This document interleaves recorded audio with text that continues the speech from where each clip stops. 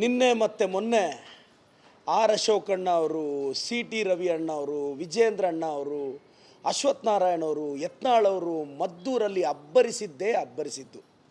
ಏನು ಹಿಂದೂ ಧರ್ಮದ ಬಗ್ಗೆ ಇವ್ರಿಗೆ ಮಾತ್ರ ಪ್ರೀತಿ ಇರಂಗೆ. ಯತ್ನಾಳ್ ಅವರೇ, ಆರ್ ಅಶೋಕಣ್ಣ ಅವರೇ, ಸಿ ಟಿ ರವಿ ಅವರೇ, 2024 ನಾವು ಹಿಂದೂ ರಿಲಿಜಿಯಸ್ ಬಿಲ್ ಅಂತ ಒಂದು ಪಾಸ್ ಮಾಡಿದ್ವಿ. ಆ ಬಿಲ್ ಓದ್ಕೊಂಡಿದ್ದೀರಾ ಸರ್? ಹಿಂದೂ ರಿಲಿಜಿಯಸ್ ಬಿಲ್ಲಲ್ಲಿ 1 ಕೋಟಿಗೂ ಆದಾಯ ಹೆಚ್ಚಿರೋ ಟೆಂಪಲ್ಸಿಂದ ಒಂದಷ್ಟು ರೆವಿನ್ಯೂ ಕಲೆಕ್ಟ್ ಮಾಡಿ ಅದನ್ನು ಕಾಮನ್ ಪೂಲ್ ಫಂಡ್ ಅಂತ ಒಂದು ಫಂಡ್ ಮಾಡಿದ್ದೀವಿ. ಆ ಕಾಮನ್ ಪೂಲ್ ಫಂಡನ್ನು ಏನಕ್ಕೆ ಬಳಸ್ತೀವಿ ಗೊತ್ತಾ? ಕರ್ನಾಟಕದಲ್ಲಿ 66,232 ಹಿಂದೂ ಟೆಂಪಲ್ಸ್ ಇದೆ. 66,232 ಹಿಂದೂ ಟೆಂಪಲ್ಸ್ ಇದೆ. ಅದರಲ್ಲಿ 33,000 ಮುಜರಾಯಿ ಟೆಂಪಲ್ಸ್ ಇದೆ. 50,000 ಜನ ಅರ್ಚಕರಿದ್ದಾರೆ. ನಾವು ಆ ಕಾಮನ್ ಪೂಲ್ ಫಂಡಲ್ಲಿ ಬರೋ ದುಡ್ಡಿಂದ ಅರ್ಚಕರ ಮಕ್ಕಳ ವಿದ್ಯಾಭ್ಯಾಸಕ್ಕೆ, ಅರ್ಚಕರಿಗೆ ಮನೆ ಬೇಕು ಅಂದರೆ ಕಟ್ಕೊಡೋಕ್ಕೆ, ಅವರ ಆರೋಗ್ಯಕ್ಕೆ ಬಳಸ್ತಾ ಇದ್ದೀವಿ. ಇದು ನಮ್ಮ ಪಕ್ಷಕ್ಕೆ ಹಿಂದೂ ಧರ್ಮದ ಬಗ್ಗೆ ಇರೋ ಗೌರವ. BJP ಸರ್ಕಾರ ನೀವು ಇದ್ರಲ್ಲ, ಯಾವತ್ತಾದರೂ ಬಡ ಬ್ರಾಹ್ಮಣರ ಬಗ್ಗೆ, ದೇವಾಲಯದ ಅರ್ಚಕರ ಬಗ್ಗೆ, ಹಿಂದೂ ದೇವಾಲಯಗಳ ಬಗ್ಗೆ ಯಾವುದಾದ್ರೂ ಬಿಲ್ ತಂದ್ರ ಸರ್? ಹಿಂದೂ ದೇವಾಲಯಗಳ ಜೀರ್ಣೋದ್ಧಾರ ಬಗ್ಗೆ ನೀವು ಯಾವತ್ತಾದರೂ ಮಾತಾಡ್ತಿದ್ದೀರಾ? ಹಿಂದೂ ಧರ್ಮದ ದೇವಾಲಯಗಳ ಬಗ್ಗೆ ಯಾವತ್ತಾದರೂ ಮಾತಾಡ್ತಿದ್ದೀರಾ? 66,000ಕ್ಕೂ ಹೆಚ್ಚು ದೇವಾಲಯಗಳಿದೆ. ಆ ದೇವಾಲಯಗಳನ್ನ ಮತ್ತಷ್ಟು ಅಭಿವೃದ್ಧಿ ಪಡಿಸೋದ್ರ ಬಗ್ಗೆ ಏನಾದರೂ ಮಾತಾಡ್ತಿದ್ದೀರಾ? ಬಾಯಿ ತೆಗೆದ್ರೆ ಇಸ್ಲಾಂ ಧರ್ಮದನ ಬೈತೀರಾ. ನಾನು ಒಬ್ಬ ಹಿಂದೂ, ನಾನು ಗೌರವದಿಂದ ಹೇಳ್ತೀನಿ, ನಾನೊಬ್ಬ ಹಿಂದೂ. ನನ್ನ ಧರ್ಮದ ಬಗ್ಗೆ ನಿಮಗಿಂತ ಜಾಸ್ತಿ ನನಗೆ ಗೌರವ ಇದೆ. ನಾವು ನಂಬಿರುವ ಹಿಂದೂ ಧರ್ಮ ಅಂದರೆ ನಮ್ಮ ಧರ್ಮವನ್ನು ಆರಾಧಿಸ್ತೀವಿ, ಬೇರೆ ಧರ್ಮಗಳನ್ನ ಗೌರವಿಸ್ತೀವಿ. ಇವತ್ತು ನೀವು ಬೇರೆ ಧರ್ಮಗಳನ್ನ ಬಾಯಿಗೆ ಬಂದಂಗೆ ಬೈತಿದ್ರೆ, ಅವರು ನಮ್ಮ ಧರ್ಮವನ್ನು ಬೈಯೋಕ್ಕೆ ಸ್ಟಾರ್ಟ್ ಮಾಡಿದ್ರೆ, ನಾನು ಒಬ್ಬ ಹಿಂದೂ ಧರ್ಮದವನಾಗಿ ನಮಗೂ ನೋವಾಗುತ್ತೆ. ಈ BJP ಅವರು ಎಲ್ಲರೂ ಐಡೆಂಟಿಟಿ ಕ್ರೈಸಿಸ್ಸು. ಯತ್ನಾಳ್ ಅವರು ಅಶೋಕಣ್ಣನ ಚೇರ್ ಮೇಲೆ ಕಣ್ಣು ಹಾಕಿದ್ರು. ಪಾಪ BJP ಅವರು ಅವ್ರ ಚೇರೇ ಕಿತ್ಕೊಂಡ್ಬಿಟ್ರು. ಈಗ ಯತ್ನಾಳ್ ಅವರು JCB ತೊಗೊಂಡು ಉತ್ತರ ಪ್ರದೇಶ್ಗೆ ಹೋಗೋಕ್ಕೆ ರೆಡಿ ಆಗಿದ್ದಾರೆ. ಆರ್ ಅಶೋಕಣ್ಣ ಕಣ್ಣು ಮೇಲೆ ಸೈಲೆಂಟಾಗಿ ನಮ್ಮ ಸುನೀಲ್ ಅಣ್ಣ ಕಣ್ಣು ಹಾಕಿದ್ದಾರೆ. ಸುನೀಲ್ ಅಣ್ಣ ಆರ್ ಅಶೋಕಣ್ಣನ ಚೇರಿಗೆ ಬಂದು ಕುತ್ಕೊತಾರೆ. ವಿಜೇಂದ್ರ ಅಣ್ಣ ಚೇರಿಗೆ ಯಾರಿಗೂ ಗೊತ್ತಿಲ್ಲದೆ ಸೋಮಣ್ಣ ಆಲ್ರೆಡಿ ಚೆಕ್ಮೇಟ್ ಇಟ್ಟಿದ್ದಾರೆ. ಸೊ ವಿಜೇಂದ್ರ ಅಣ್ಣ ಚೇರು ಸೋಮಣ್ಣಗೆ, ಆರ್ ಅಶೋಕಣ್ಣನ ಚೇರು ಸುನೀಲ್ ಅಣ್ಣನಿಗೆ. ಅವಾಗ ಆರ್ ಅಶೋಕಣ್ಣ ಏನಾಗ್ತಾರೆ? ಅಬ್ಬಾ, ಮೊನ್ನೆ ಮದ್ದೂರಲ್ಲಿ ಅಶೋಕಣ್ಣ ಮಾತಾಡಿದ್ರು, 2 ವರ್ಷ ಆದಮೇಲೆ ತೋರಿಸ್ತಾರಂತೆ. ದಯವಿಟ್ಟು ಬೇಡ ಅಶೋಕಣ್ಣ, ನಮಗೆ ಯಾರಿಗೂ ನೋಡೋ ಆಸಕ್ತಿ ಅಂತೂ ಇಲ್ಲ.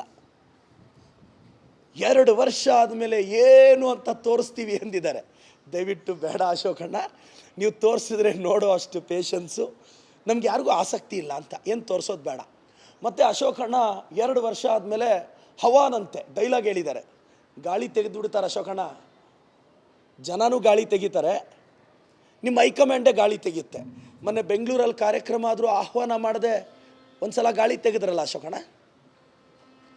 ಮತ್ತು ನಾವು ಏನಕ್ಕೆ ನೀವು ಪ್ರಚೋದನಕಾರಿಯಾಗಿ ಭಾಷಣ ಮಾಡಿದ್ರೆ, ನಮ್ಮ ಸಿ ಟಿ ರವಿ ಅಣ್ಣ ಅವ್ರು ಇದ್ದಾರೆ, ಪಾಪ ಅವರು ವಿಧಾನಸೌಧದಲ್ಲಿ ಇದ್ದಿದ್ದರೆ ಅಶೋಕಣ್ಣನ ಚೇರ್ ಮೇಲೆ ಕೂತ್ಕೋಬೇಕು ಅಂದ್ಕೊಂಡ್ರು, ಆಗಲಿಲ್ಲ. ಈಗ ಅವ್ರಿಗೇನು ಗೊತ್ತಾಗ್ತಾನೆ ಇಲ್ಲ, ಇನ್ನೆಂಗಪ್ಪ 2.5 ವರ್ಷ ಇರೋದು ಅಂತ ಏನೇನೋ ಮಾತಾಡ್ತಾರೆ. ಮತ್ತು ವಿಧಾನ ಪರಿಷತ್ತಲ್ಲಿ 2 ಸುಂದರವಾದ ಕೋತಿಗಳು ಕೂತಿದ್ದಾವೆ. ಆ 2 ಸುಂದರವಾದ ಕೋತಿಗಳು ಕಳೆದ 2 ತಿಂಗಳಿಂದ ಸುಮ್ಮನೆ ಇದ್ದಾವೆ.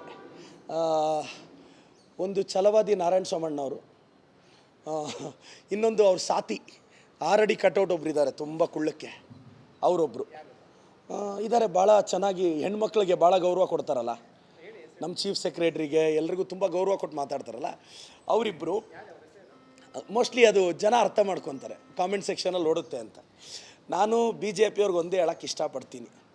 ನಾನು ಆರ್ ಅಶೋಕಣ್ಣನ, ಸಿ ಟಿ ರವಿ ಅಣ್ಣನ, ಯತ್ನಾಳ್ ಅವ್ರನ್ನ ಮತ್ತು ನಮ್ಮ ವಿಜೇಂದ್ರ ಅಣ್ಣನ ಹಿಂದೂ ಧರ್ಮದ ಬಗ್ಗೆ, ಸನಾತನ ಧರ್ಮದ ಬಗ್ಗೆ ಡಿಸ್ಕಷನ್ಗೆ ಆಹ್ವಾನ ಮಾಡ್ತಿದ್ದೀನಿ. ಬನ್ನಿ ಹಿಂದೂ ಧರ್ಮದ ಬಗ್ಗೆ ಮಾತಾಡೋಣ, ಅರ್ಚಕರ ಸಮಸ್ಯೆಗಳ ಬಗ್ಗೆ ಮಾತಾಡೋಣ, ಬಡ ಬ್ರಾಹ್ಮಣರ ಮಕ್ಕಳ ವಿದ್ಯಾಭ್ಯಾಸದ ಬಗ್ಗೆ ಮಾತಾಡೋಣ. ತಮ್ಮ ಜೀವನವೆಲ್ಲ ದೇವಾಲಯದ ಗರ್ಭಗುಡಿಯಲ್ಲೇ ದೇವರಿಗೋಸ್ಕರ ಡೆಡಿಕೇಟ್ ಮಾಡಿರ್ತಕ್ಕಂಥ ವ್ಯಕ್ತಿಯ ಆರೋಗ್ಯ ಬಗ್ಗೆ ಮಾತಾಡೋಣ. ಅವ್ರ ಇನ್ಶೂರೆನ್ಸ್ ಬಗ್ಗೆ ಮಾತಾಡೋಣ, ಅವರ ಮಕ್ಕಳ ಉನ್ನತ ಶಿಕ್ಷಣದ ಬಗ್ಗೆ ಮಾತಾಡೋಣ, ದೇವಾಲಯಗಳಲ್ಲಿ ಸೇವೆ ಸಲ್ಲಿಸ್ತಿರ್ತಕ್ಕಂಥ ಲಕ್ಷಾಂತರ ಜನ ವ್ಯಕ್ತಿಗಳ ಭವಿಷ್ಯದ ಬಗ್ಗೆ ಮಾತಾಡೋಣ, ಮಠಗಳ ಬಗ್ಗೆ ಮಾತಾಡೋಣ, ಮಠದಲ್ಲಿ ಓದ್ತಿರೋ ವಿದ್ಯಾರ್ಥಿಗಳ ಬಗ್ಗೆ ಮಾತಾಡೋಣ. ನಾನು ಶ್ರೀ ಕ್ಷೇತ್ರ ಸಿದ್ಧಗಂಗೆ ಮಠದಲ್ಲಿ ಓದ್ದೋನು 5 ವರ್ಷ. ಬನ್ನಿ ಕರ್ನಾಟಕದ ಮಠಗಳನ್ನ ಅಭಿವೃದ್ಧಿ ಮಾಡೋಣ ಅಶೋಕಣ್ಣ, ಬನ್ನಿ ದೇವಾಲಯಗಳನ್ನ ಅಭಿವೃದ್ಧಿ ಮಾಡೋಣ, ಬನ್ನಿ ಯುನೆಸ್ಕೋನ ನಂದಿ ಟೆಂಪಲ್ನ, ಭೋಗನಂದೀಶ್ವರ ಟೆಂಪಲ್ನ ಯುನೆಸ್ಕೋ ವರ್ಲ್ಡ್ ಹೆರಿಟೇಜ್ ಸೈಟಿಗೆ ಸೇರಿಸಬೇಕು ಅಂತ ಪ್ರಯತ್ನ ಪಡ್ತಿದ್ವಿ. ಬನ್ನಿ ನಿಮ್ಮ ಕೇಂದ್ರ ಸರ್ಕಾರವನ್ನು ಒಪ್ಪಿಸಿ. ಇಂಥದ್ರ ಬಗ್ಗೆ ಡಿಬೇಟ್ ಮಾಡೋದು ಬಿಟ್ಟು ಮದ್ದೂರಿಗೆ ಹೋಗ್ತಾ ಇದ್ದಾರೆ. ಪಾಪ ಆರ್ ಅಶೋಕಣ್ಣನ 4 ಜನನೇ ಅಲ್ಲಿ ಪಾಪ ಎತ್ಕೊಂಡು ಕುಣಿಸೋಕ್ಕೆ ಪ್ರಯತ್ನ ಪಡ್ತಿದ್ರೆ ಆಗ್ತಾ ಇಲ್ಲ. ಇನ್ನು BJP ಅವ್ರು ಹೆಂಗೆ ಹೊತ್ಕೊತಾರೆ? ವಿಜೇಂದ್ರನ್ನ ಅಲ್ಲಿ ಕಾಣಿಸಿ ಬಂದುಬಿಡ್ತಾ ಇದ್ದಾರೆ. ನನಗೇನೋ ಈ BJP ಅವ್ರಿಗೆಲ್ಲ ಅಭದ್ರತೆ ಆಗಿದೆ. ಏನಾದರೂ ಮಾತಾಡಿದ್ರೆ ಅಲ್ಲಿಂದ ನಾವು 2.5 ವರ್ಷ ಆದಮೇಲೆ ಬಂದುಬಿಡ್ತೀವಿ, ತೋರಿಸ್ಬಿಡ್ತೀವಿ. ನನಗೆ ಭಾಳ ನಗು ಬರೋದೇ ಅದು. ಈ ವಯಸ್ಸಲ್ಲಿ ಅವ್ರು ಏನು ತೋರಿಸ್ತಾರೆ? ಅದರ ಅವಶ್ಯಕತೆ ಯಾರಿಗಿದೆ ಅಂತ. ಎನಿಹಾವ್ ದಯವಿಟ್ಟು BJP ಅವ್ರಿಗೆ ರಿಕ್ವೆಸ್ಟ್ ಮಾಡ್ತೀನಿ, ನಾನು ಆಹ್ವಾನಿಸ್ತಾ ಇರೋದು ನನ್ನ ರಾಜ್ಯದಲ್ಲಿರುವ 66,000 ಹಿಂದೂ ದೇವಾಲಯಗಳ ಅಭಿವೃದ್ಧಿ ಬಗ್ಗೆ ಚರ್ಚೆಗೆ ಕರಿತಾ ಇದ್ದೀನಿ. ಅವ್ರಿಗೆ ಹಿಂದೂ ಧರ್ಮದ ಬಗ್ಗೆ ಪ್ರೀತಿ ಇದ್ದರೆ ಚರ್ಚೆಗೆ ಬನ್ನಿ, ಕರ್ನಾಟಕ ನೋಡಲಿ. 50,000 ಅರ್ಚಕರು ಅವರ ಮಕ್ಕಳ ಭವಿಷ್ಯದ ಬಗ್ಗೆ ಮಾತಾಡೋಣ ಬನ್ನಿ, ನಿಮಗೆ ಕಾಳಜಿ ಇದ್ದರೆ. 33,000 ಮುಜರಾಯಿ ಟೆಂಪಲ್ಸ್ ಬಗ್ಗೆ ಮಾತಾಡೋಣ ಬನ್ನಿ. ನೀವು ಡಿಬೇಟಿಗೆ ಬನ್ನಿ ಸರ್, ಬನ್ನಿ ಹಿಂದೂ ಟೆಂಪಲ್ಸ್ ಬಗ್ಗೆ, ಅರ್ಚಕರ ಮಕ್ಕಳ ಭವಿಷ್ಯದ ಬಗ್ಗೆ ಡಿಬೇಟ್ ಮಾಡೋಣ. ನಾನು ಅವ್ರಿಗೋಸ್ಕರ ಗೌರ್ಮೆಂಟಿಂದ ಹೊಸ ಫಂಡ್ ತೊಗೊಂಬರ್ತೀನಿ. ಅಶೋಕಣ್ಣ, ವಿಜೇಂದ್ರಣ್ಣ, CT ರವಿ ಅಣ್ಣ ಡಿಬೇಟಿಗೆ ಬಂದರೆ ನಾನು ದೇವಾಲಯಗಳ ಅಭಿವೃದ್ಧಿಗೆ ನನ್ನ ಸರ್ಕಾರದಿಂದ ಸ್ಪೆಷಲ್ ಫಂಡ್ ತರಿಸ್ತೀನಿ. ಈಗಾಗಲೇ ನಾವು ಬೇಜಾನ್ ಕೊಟ್ಟಿದ್ದೀವಿ. ನಾನು ಆಹ್ವಾನ ಮಾಡ್ತಿದ್ದೀನಿ ಆರ್ ಅಶೋಕ್ ಅವ್ರಿಗೆ, CT ರವಿ ಅವ್ರಿಗೆ. CT ರವಿ ಅವರು ಏನೇನೋ ಮಾತಾಡ್ತಾರೆ. ಔಟ್ಡೇಟೆಡ್ ಪೀಸ್ ಯಾಕೆ ಅಂತ ಔಟ್ಡೇಟೆಡ್ ಪೀಸ್ ಯಾಕೆ ಅಂತ ಆತ ಬರಲ್ಲ. ಅವ್ರು ಡಿಬೇಟಿಗೆ ಬರ್ತಾರೆ ಅಂದರೆ ನಮ್ಮ ಬ್ಲಾಕ್ ಅಧ್ಯಕ್ಷರನ್ನ ಕಳಿಸ್ಕೊಡ್ತೀನಿ, ಮಾತಾಡಲಿ ಅವ್ರ ಜೊತೆ. ಅವ್ರ ಜೊತೆ ಮಾತಾಡಲಿ. ಅವ್ರಿಗೂ ಇನ್ನೇನು ಗೊತ್ತಿಲ್ಲ, ಬರೀ ಮುಸ್ಲಿಮ್ಸ್ನ ಬೈಯೋದು ಬಿಟ್ಟರೆ ಇನ್ನೇನೂ ಗೊತ್ತಿಲ್ಲ. ಸರ್, ನನ್ನ ಧರ್ಮನ ಯಾವನಾದರೂ ಬೈದರೆ ನನಗೆ ಕೋಪ ಬರುತ್ತೆ, ಅವ್ರ ಧರ್ಮನ ನಾವು ಬೈದರೆ ಅವ್ರಿಗೆ ಕೋಪ ಬರಲ್ವಾ? ಯಾರೋ 4 ಜನ ಕಲ್ಲು ಹಾಕಿದ್ರೆ ಒದ್ದೊಳಕ್ಕೆ ಹಾಕೋಣ ಅವ್ರನ್ನ. ಯಾಕೆ ನೀವು ಎಂಟೈರ್ ಧರ್ಮನ ಟಾರ್ಗೆಟ್ ಮಾಡ್ತಿದ್ದೀರಾ? ಈ ದೇಶಕ್ಕೆ ಮಿಸೈಲ್ ಕೊಟ್ಟಂಥ ಅಬ್ದುಲ್ ಕಲಾಂ ಯಾವ ಧರ್ಮದವರು? ಇಸ್ಲಾಂ ಧರ್ಮದಿಂದ ಬಂದವರೇ ತಾನೇ. ಯಾಕೆ ಎಂಟೈರ್ ಧರ್ಮನ ಟಾರ್ಗೆಟ್ ಮಾಡ್ತೀರಾ? ಇವತ್ತು ನಮ್ಮ ಭಾರತದಲ್ಲಿ ದೊಡ್ಡ ದೊಡ್ಡ ಕಂಪ್ನಿಗಳು ಕಟ್ಟಂಥದ್ದವರು ಪಾರ್ಸಿಗಳಿದ್ದಾರೆ, ಅವ್ರ ಕಾಂಟ್ರಿಬ್ಯೂಷನು ಜಾಸ್ತಿ ಇದೆ ಅನ್ನೋದು ನನ್ನ ವಾದ.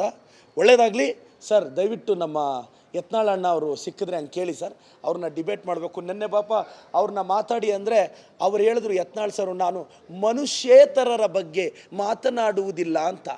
ಯತ್ನಾಳ್ ಸರ್, ನಾನಂತೂ ಮನುಷ್ಯೇತರರ ಬಗ್ಗೆನೇ ಮಾತಾಡೋದು. ಅಂದರೆ ಬಿಜಾಪುರದಿಂದ ಬಂದಿರುವ, ಮೈಸೂರಿನಿಂದ ಬಂದಿರುವ 2 ಕೋತಿಗಳ ಬಗ್ಗೆಯೇ ನಾನು ಮಾತನಾಡುವುದು. ಮಾತು ಮುಂದುವರಿಸೋಣ ಸರ್. ಅಲ್ಪ ವಿರಾಮ. Thank you sir.